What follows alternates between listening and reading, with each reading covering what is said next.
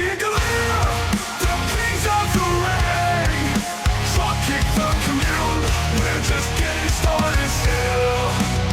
Mufussy and Galeer.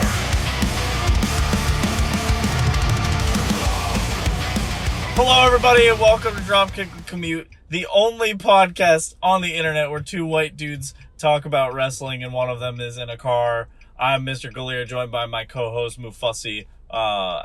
How are you? I'm good. I'm invested in Warhammer 40k. It's all I've consumed this weekend, and glory to the Emperor and all that. Yeah, if you know, you know. If you know, you know. All right, Galeer, are you ready to get this show on the road? I'm scared. All right, so we had Carol Valentine on Thursday, so that was very exciting. So if you want to go check out that episode, go do that. We have a lot of wrestling to cover because we had him on, so we didn't talk about the weekly shows, but we have breaking news, Galeer. Oh, are you ready? As of 19 minutes ago. 19 minutes ago? Vincent Kennedy McMahon. Oh no, did he die? What happened? No, oh my god, imagine, dude. Holy. I feel like he wouldn't be coming in this hot if he died. Vincent Kennedy McMahon put out a statement regarding the documentary coming out on Wednesday. He said, and I quote, "I don't regret participating in this Netflix documentary." Oh my god, I just had a stroke. Hold on. Try again. "I don't regret participating in this Netflix documentary. The producers had an opportunity to tell an objective story about my life and the incredible business I built, which were equally filled with excitement, drama, fun, and a fair amount of controversy and life lessons. Unfortunately, based on an early partial cut I've seen, this doc falls short and takes the predictable path of conflating the Mr. McMahon character with my true self, Vince. The title and promos alone make that evident. A lot has been misrepresented or left out entirely in an effort to leave viewers intentionally confused. The producers use typical editing tricks with out-of-context footage and dated sound bites, etc., to distort the viewer's perception and support a deceptive narrative. In an attempt to further their misleading account, the producers use a lawsuit based on an affair I ended as evidence that I am, in fact, Mr. McMahon. I hope the viewer will keep an open mind and remember that there are two sides to every story." Okay, so basically what you're telling me is this documentary just further incriminates him, and that's why he's doubling down on this, yeah. all this. So what you're telling me is we're gonna get a pretty fucking sick documentary. This documentary is gonna shit on this man, and I am so excited. I'm here for it, man. That's crazy. Oh, man. That's crazy that he, like, I feel like the best thing, actually, it depends on who you ask, but I feel like for some, the best thing is to just not say anything. Right. And I think in Mr. McMahon's case, he could get away with not saying anything. Right. But this just further tells you that he's digging the hole, like, bro. Oh no. Yeah, he's like, oh no, this is gonna make me look bad. As if he didn't already. Yeah, right? And the thing about, like, we both went to film school, right? Yeah. And well, we're masters of the trade. You do shit like that in documentaries to try and further your point. But right. The trailer made the internet go crazy and be like, oh my god, they're just going to be dick riding Vince McMahon. But that was because he participated in it. Yeah, they came out, he was in it, and he just put out this statement. Very much not the case. It's going to shit on this man. And I'm so excited. Yeah, I feel like it's crazy to be like, go into this with an open mind. Like, bro, no. Have you read the text? Have you read the Janelle Grant text messages? Yeah. Have you read the text? Have you read the law the court documents? Use a lawsuit based on an affair I ended. Sir! Also, you shit on people's chests. Oh, God. And that's like, are you going to tell me Mr. McMahon did that? Yeah, now we're venturing into like like a borderline personality or like multiple personality kind of thing. Yeah, right. you know, shout out to my BPD, my homies. No shade there. Now Vince is cooked. Yeah. He's cooked, man. How crazy would it be if, like, they uncover a bunch of shit and then he gets fucking arrested or something? That'd be insane. I know. Oh, it's talking about recordings and stuff. That's got me a little intrigued. Yeah. God, this is like... What if this is the thing that does him in? Oh my god. Oh my god. It's gonna be an interesting week, dude. Yeah, I mean, how much more damage can you really do to the guy, though? You know? Arrest him? Well, yeah. I mean, the guy, his health is already declining, though, and he doesn't seem to be doing much. Like, this was the first time we heard from him. Yeah. In a long time. So. In a year. The last time he tweeted was April 3rd, 2023. Wow. And it was just a picture of the Endeavor and UFC thing. Oh, so he never even came out and publicly said anything about the lawsuit that came after? Not on Twitter, at least. Yeah. Oh. So, pretty interesting. It's going to be a crazy week. We also just had a previous crazy week of wrestling. Lots of stuff. But before we get into it, I want to talk about one more thing, and that is Heels. I started watching Heels. As I previously talked about, I was going to start watching it, but I did start watching it. I am on episode 5, and my god, what a good show, dude. So it's confirmed on Netflix? It is on Netflix, yes. 2 seasons. I'm gonna have to... Gotta get cooking on that. Yeah. Does CM Punk play himself, or does he play it? No, he plays a character named... I want to say his name's Ricky. He's like an older wrestler. So he showed up in episode 4 for the first time as like they brought him in to like bring some hype to the show, essentially. And he's this older guy, but CM Punk's a great actor, dude. It was crazy seeing him. Yeah, I was like, good. damn, dude. Yeah. But yeah, no, the show is really, really good. It's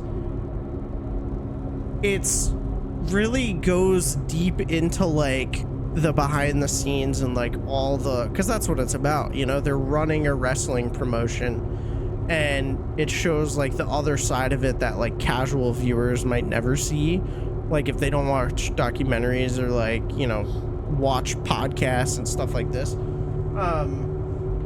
So it goes like deep into that, and it does a really good job of doing it and like dramatizing it, you know, because it is like a TV show. So I love it. Yeah, it's really cool. And there's some parts that are a little goofy, like there's one part where they're like, one of the characters, Ace in the ring, they're like, oh my god, what's he doing? And she goes, he's turning heel. So that's a little goofy, but yeah, end credits, end of the show. He just turned heel. So it's a little goofy, but it's I mean, for the most part, it does a really, really good job of not shoehorning everything in and just like casually mentioning it in the show and all that. And then obviously it has to do with all their family drama and stuff as well, and how that ties into like the wrestling promotion and all this stuff. It just does such a good job at it, and it's a really great show, and I highly recommend. Hell yeah. Yeah, maybe I'll actually do what I said I was gonna do last week and fucking watch the thing. Yeah. I will say, I could have watched it this morning, but instead, I finally got around to watching the Damien Priest Doc. Ooh! Dude, I was bawling my eyes out. I couldn't sleep. It was like 4 a.m. So I popped that open, bawling my eyes out at 4 a.m.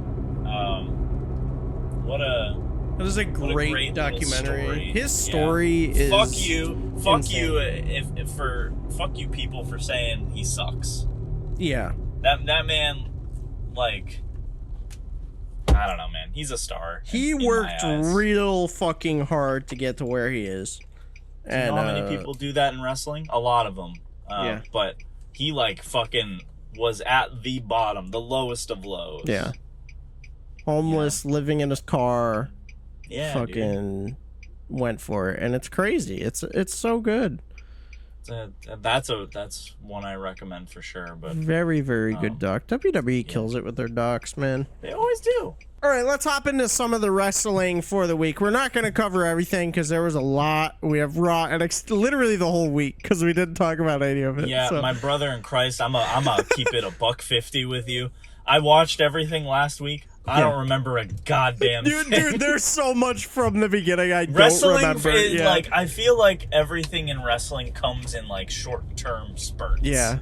So like, and unless I'm tuning into the week after, I'm not gonna remember a damn thing unless I have it written down. Yeah. Let's start off with the most recent Collision.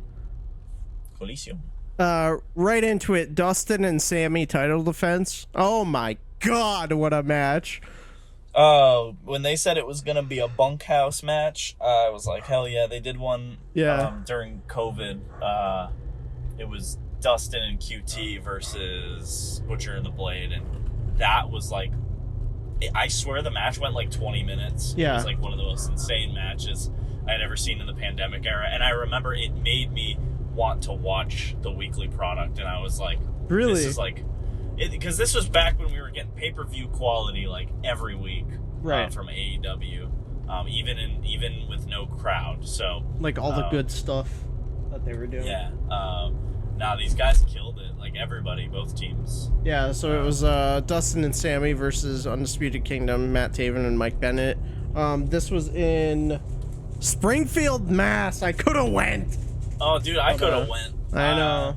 I was at a wedding though. Yeah. Yeah. I mean, you should have just. I mean, congrats, you know, to the newlyweds. Yeah. Congrats to the newlyweds and all that, but also, like, I'm not going to lie. I'm kind of glad I didn't go to this Collision, because it wasn't everything that, like, a lot of Collisions have been recently. Yeah, but it was solid. It was still a solid. It was all right. It was. The other, it was just a small little funny thing. Mariah May came out and, you know, did her entrance and everything, and then she got in the ring and she was like, hold on, and then she walks up to the rope and she goes, Nigel, and yelled at him from the ring, and Nigel's like, whoa, and then she blew him a kiss. That shit was so funny. Nigel accompanied to the ring by Mariah May for his match. Oh my Danielson. God, can you imagine? Imagine that. Let's hop into that. Let's actually hop into that, because that was going to be the next thing. Yeah. How do you feel about Nigel and Bryan Danielson if it happens? I think he's medically cleared. I think we're all in the same camp here, right? Like, this is the match everyone wanted. Again, it's just the way we got here is very strange. You know, I feel like, again, it's a wonderful way, like a wonderful kayfabe way to build intrigue for the match. But at the same time, when you cancel the match that Danielson was going to have and then immediately book a new one, if he's cleared to compete, it's like, well, at that point, why'd you cancel the first match? Like, obviously, we know the reason, and this is going to be the main event. It's supposed to be this huge match. I just feel like the way they went about it kind of damages the not the intrigue, but the hype for the match. Right. Like, obviously, everyone knows that he's gonna show up. Like, they wouldn't fucking let down the people like that. So just like, you know, just book it, because I don't know. I think, like, I have so many thoughts on this. Hang on, I gotta go to the Taco Bell drive-thru. Okay. With everything going on, they should have just had Nigel. I never really was about the Darby match in the first place against Danielson. Me neither. Yeah. So I think, honestly, that should have been the match originally, was just him and Nigel. Then the bag thing happens, then he gets choked out. The other thing in that is, like, the Royal Rampage. Like, what do you do with that? Because originally it was Darby, Like, he won the Royal Rampage. Yeah. And then, like, because having Nigel come out at the Royal Rampage would not have been as big as coming out in the Casino Gauntlet, obviously. Right. But it's like... I think what's funny, too, is he didn't win that either. Right. We're just booking the match to book the match because it's what people have wanted. I think, again, Grand Slam's a great stage to do it at. But don't throw out the question of, is this guy going to show up to this really big event that we need to, like, sell tickets for? Yeah. Have it guaranteed, like, he's going to be there. And again, we know that, but, like, I don't know, some people are fucking dumb. But I also know a lot of people think this is weird. I just kind of hope they redeem themselves in having this match. I think they will. Yeah, I agree with most of that. I'm really hoping, though, I'm hoping they don't do some bullshit of, like, they're having their match and then, like, Moxley comes out or something. Yeah. Or, like, and just ruin it, you know? Well, he might. Yeah. That would be sad. I think he might. I think he's going to beat Darby for that title match. Mm-hmm.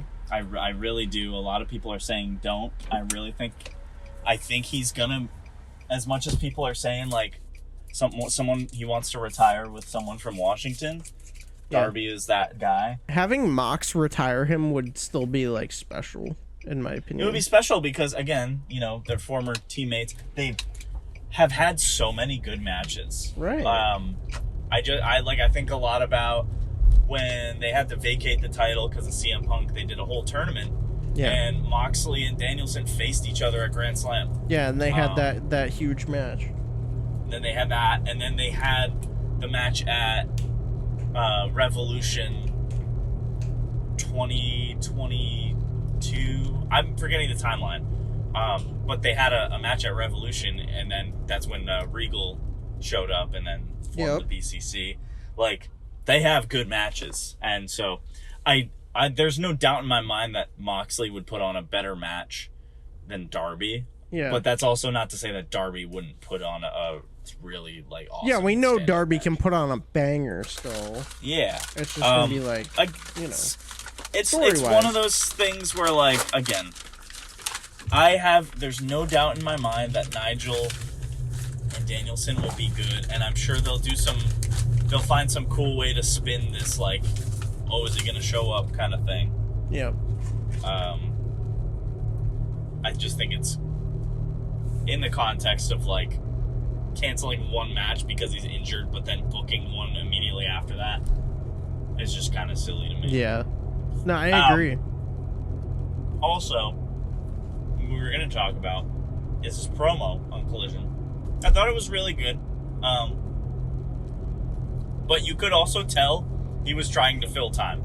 Yeah, he was trying to fill time. I mean, did you see him, like, looking down or looking off to the side? Yeah. Because I assume at what's, like, the cameraman giving him, like, the, like, how much time you got left, and it looked like they had a little too much time to work with. And he was talking slow and, like, trying to fill it out, but it worked. I mean, it worked. It got the point across. I, like, applaud him for that. Like, it turned out good. Yeah. But yeah, and then Tony Schiavone talking to him. That was a good. That was Tony, good too. He's been getting challenged by everybody. I know. And that now fucking Nigel. I liked Benign Danielson. Yep. Benign Danielson is good. I mean, what'd you think overall? I liked his promo, and I think the build that they've been doing every week and on Dynamite and Collision, it's adding more to it, because, like, I understood the significance before, just because, like, you told me about it first of all, but then I've heard others say, like, oh, you know, Nigel and Danielson, greatest feud of Ring of Honor ever, like, all this stuff. Mm-hmm. And they're building more now, they're showing more, and Nigel's promos are showing that as well. Like, he's very emotional, and it's helping the story. Yeah. again, like you said, it's just the general build of how we got here is a little wacky. So I think it would have been nice if they did it differently, but it's working and it's gonna pay off. So yeah, I think too, just the fact that it's only been 2 weeks. Yeah, it's been short. Kind of tough to work with. Yeah. I think you could really do a lot with like a long-term build. I feel like AEW's had that problem for a little bit because of the 4 big events in a row. We had fucking All In, we had All Out, we have Grand Slam, and then we have Dynamite 5, like the 5-year anniversary. That's true too, yeah. So even after that, that's in another week or two, and that's just as fucking big, and they're gonna have just as big things there. So, you know, they have all these big events in a row, and like, yeah, they're cool, and yeah, they're like, it's a big time, but it also hurts your builds a little bit because you have to keep one-upping yourself. Yeah, which has me wondering too, because I know they have a few big matches planned for Dynamite 5, but they also have to account for building to those matches, you know, on Grand Slam Day. Right. You know? Yeah. Or I guess they have Collision too and Rampage to do that, but... Yeah. You know. It'd be very interesting to see, because we had that rumor of them canceling Rampage, possibly for Shockwave. Oh yeah, I did see that. And that would be interesting. I wonder... I don't think it would help their viewership, and yeah, what kind of show is it going to be? How long is it going to be? This sucks to say. This sucks to say, but I mean, it's kind of similar to what we talked about, where they need to have like set stars on set shows, and I think it would be the way to do it would be a brand split, but also I hate that idea. I hate the idea of a brand split, but I need to have did really like singular stars and singular storylines on the shows for people to care about the shows and watch them. Like, here's the thing too. Collision seems to have like really carved out like what their recurring cast of characters is. It seems like FTR has been very consistent on there, but they kind of go wherever. Outrunners are now pretty popular on there, and Ring of Honor. The Kingdom, you know, Ring of Honor Tag Team Champion, Beast Mortos, Roderick Strong. Conglomeration now for sure. Like Orange Cassidy has been on Collision since the start, you know? Yeah. Side note, I'm really scared that Chris Jericho is going to challenge Mark Briscoe for the Ring of Honor. That would be so fucking stupid, and I would hate that. Why do you think that, though? Well, he already won it once from, God, I think he won it from Claudia. No. Who did he win it from? I can't remember who he won it from, but he won it, a couple of years ago, and it was a nightmare. And I can't help but think that's what the direction they're going, so that he can stay relevant. Yeah. That'd be What do I know? Yeah, what do you know, idiot? Yeah, that's Collision. Rampage, I don't really have too much. To be honest, I don't remember Rampage. Jumping over to Smackdown very quickly. Smackdown. The biggest thing on Smackdown that we had was Roman and Cody in that cinematic video package. How do you feel about it? It was great. I loved it. It was. I agree. I think it was cool. You know, Cody's from Georgia. Yep. Roman, they met on the Georgia Tech football stadium, where Roman used to play college football. And for some reason he said, "I own this." And Cody was like, "Oh yeah? Well, I wrestled right next door, so I own this." Yeah. He's basically like your washed Roman. You lost your family, you lost your Ulafala, and you lost your championship. And then Roman said, basically, I'm going to get them back after this is all said and done. But the whole point of it was they had this meeting on the football field so that Cody could make sure that Roman has his back on at Bad Blood. Yeah. And then he's leaving. Cody, like, blocks his way. And he's like, this was yours. You're irrelevant now, douchebag. Yeah. And then Roman goes, you're in my way. And so he backs up, and then he starts to walk, and he goes, you're in my way. In life. And then the music starts to play, and then he fucking leaves. Oh yeah, the song got me so bad at like how it came back in at the end. I was like, what the hell? It's so funny. This was probably I really want Cody to turn heel, man. This was like his descent into madness. And Dude, I don't think Cody will let that happen. I don't think so, but dude, picture this. Picture this. Instead of him coming in a car, Roman comes in with all 5 cars, right? Gets out, or all 7 cars, or whatever the fuck. He gets out, walks onto the field, and then super villain Cody Rhodes just flies down into the stadium. And that's exactly what you would picture, dude. That's exactly what would happen. But no, he's like, yeah, go ahead. The one time we thought Cody was turning heel,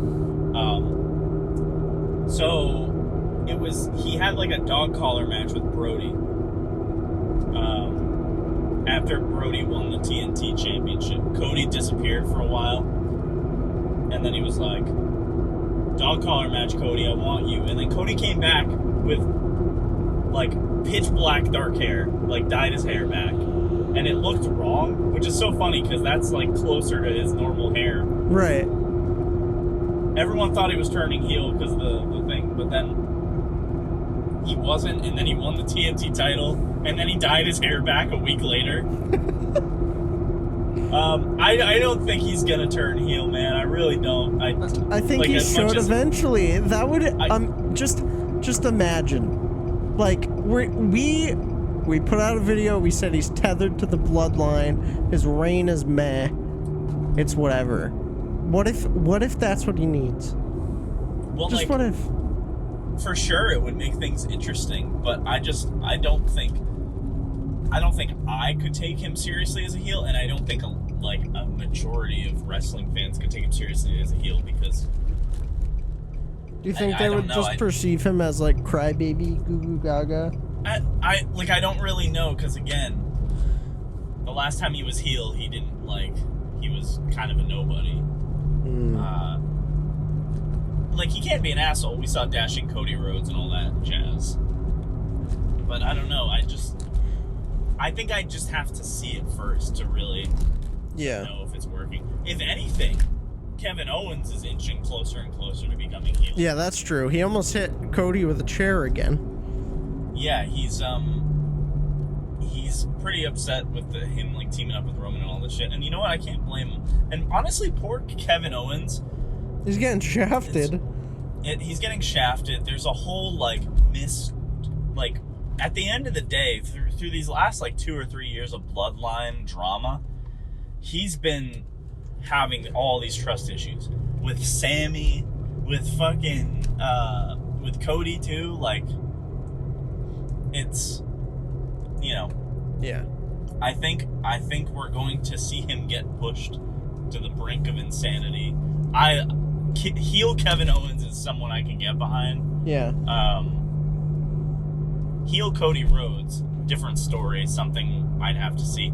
I just don't know, because he's their big babyface moneymaker. That's fair, yeah. Aside from it would be hard for him to be a heel outside of the ring, which I feel like you partially have to do, even though kayfabe is kind of whatever. Dead. I feel like having him be your heel in the ring and then also having him be your Make-A-Wish charity event guy outside of the ring is a little complicated, so. Yeah, but I suppose too, because Roman did that too. Roman did do that, that's true. Yeah, I think I don't really know, but yeah, it would most certainly make all this stuff interesting. It would. I could entertain a Roman Cody rematch. I just don't know how it'll go over, Yeah. Who will go over? Why, Yeah. There's a lot. I think Bad Blood's gonna be a fucking sick pay-per-view. Bad Blood, I think, is gonna be like a sleeper hit, dude. Like, yeah, like I feel like it's been like creeping up. And Yeah. like we've known it's been happening. We kind of predicted the Hell in a Cell match. You know, we knew Finn Balor and Priest were gonna have a match, and Rhea, and we knew Roman was gonna be part of it. Yeah. But like, we haven't been like, oh yeah. But now that like the card's shaping up, it's like, damn. And I think they just made Punk and Drew the main event, right? Yeah, they did. It is confirmed. Which I think is a fantastic choice. I really didn't want the tag match to be the main event. Right. If anything, that's a good opener, or like right before the main I wouldn't want the tag match to be the main event unless like someone comes back, like fucking Jimmy Uso comes back, or like, you know, someone comes back at the end of it. But even then, right. like, you know, that's what happened at SummerSlam, right? Like, we had Cody and Solo, and it was like kind of meh until Roman came back, and then everyone left happy. But no, I agree. I think it's a good choice making that the main event, making the Hell in a Cell the main event, and it's heating up. Speaking of that, last thing I just want to cover is we had a lot of CM Punk this week. Yeah, we did, dude. He was on Raw and he was on NXT. So starting off with Raw, talking about the Hell in a Cell match, he's talking about his motivation. He's like, you know, my family doesn't want me to do this match, but I am prepared for it to be the end of my career if that's what it takes. And he's like, I am going to bring you to hell. I'm gonna fucking fight you until I die, essentially. Yeah, this was like super duper serious Punk promo. Probably the best promo he's had since coming back, I think. Yeah, I agree. Yeah, it was just like he's ready to die, and you know, I think this will be a great match. Hopefully Punk doesn't tear a tricep. Yeah, hopefully not. If Punk gets injured, man, oh god. Well, we thought it was gonna happen at SummerSlam. Yeah, we just kept calling it, and you know, he's been good. He's been a good boy. He's been a good boy. So and then he showed up on CM Punk, or on CM Punk. He showed up on NXT. Yeah. And he was gonna make a big announcement, and then Roxanne came out and interrupted him. His wrestling daughter. Yeah, his wrestling daughter, one of his biggest fans. And you know, I at first I was like, oh no, and then I was like, okay, yeah, this is fine. Now she was good out there. She just fucking cut a promo on CM Punk and was just like, you know, I like Drew better. I should have been a Drew fan. Yeah, she also said, tell me when I'm telling lies, dude. That was good. Good. I really wish, I know it's like such a dig to like reference, you know, that AEW. era of CM Punk, but like I wish the crowd reacted more when like in general with stuff like that. I think it happened when he first came in. He like made a comment and he's like, you can't just go like fighting people backstage, that's unprofessional. Yeah. And it was like crickets, and I was like, yeah, I would have fucking cackled in that crowd. Yeah, dude. but regardless, yeah, it was really good. And then later on in the show, Mr. CM Punk is going to be the special guest referee for Ethan Page versus Trick Williams. Yeah, I'm thinking Trick's gonna win. You think so? I do. I love the part when he goes, you know what? Since I'm an official and it's going to be my match, you guys can fight right now. Immediately, it's like a gunshot goes off and they're just at each other's throats. So good. It's so good. Yeah. Oh, yeah, this was, I feel like this was a more promo-centric episode of NXT. It was focused, in my eyes, it felt like that stuff was more on the heavier side. Someone commented the other day, Ethan Page looks like an angry librarian. Oh yeah, your books are overdue. That made me so happy. So goofy. Yeah. Also, I'm forget who excited. said I'm also excited to see Julia in action too. That'll be fucking badass. Yeah, it'd be great, dude. Someone said something about it. I can't remember. Josh Alexander needs to cross over to NXT and have a match with Ethan Page. I think maybe that's what, if he loses the title, I think do that next, because they used to be, you know, tag team the North in TNA. I think it'd be a cool little something for the real fans. But yeah, no, pretty solid content coming out of the week. Yeah, I have. Okay, one more thing, I promise. Oh, I don't care. Go off. And it's from Wren Sinclair. Wren Sinclair walked backstage and walked right up to Kalani Jordan, and she's like, hey, so Charles told me to make an impact, and that's what I'm doing. And she just fucking slapped Kalani Jordan in the face. And she's like, okay, see ya. And she ran away. And Kalani's like all pissed off for the whole episode, like trying to find her. She's like, God damn it, where's she? And she ends up going to the ring with the NQCC later on for their match. And she's standing out there. Kalani runs out and fucking tackles Wren Sinclair. And then they start going at it, and they like fight out of the arena. Shit was so funny, dude. Wren Sinclair is like, she's shot up, and she's like really she's carrying the NQCC, if I may.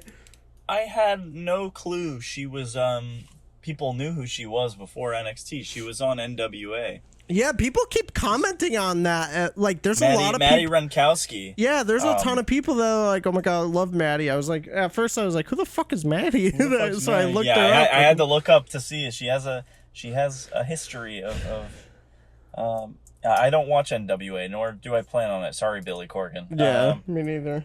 But yeah, no, that's cool though. I did a little tidbit of info. Yeah, she's making waves on NXT, and she's doing some great work over there right now. So it's very, very exciting. Wednesday, Vince McMahon Doc.